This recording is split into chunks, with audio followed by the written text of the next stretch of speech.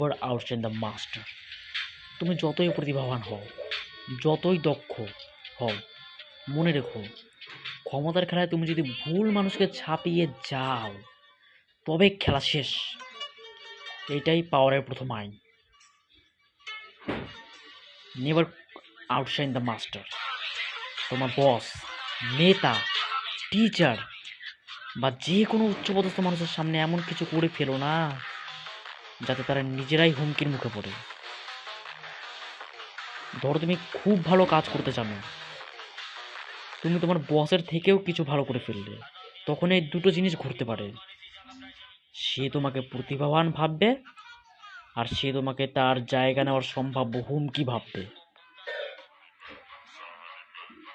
মানুষ ভাবে সে শক্তিশালী, কিন্তু আসলে ইগো অনেক নরম।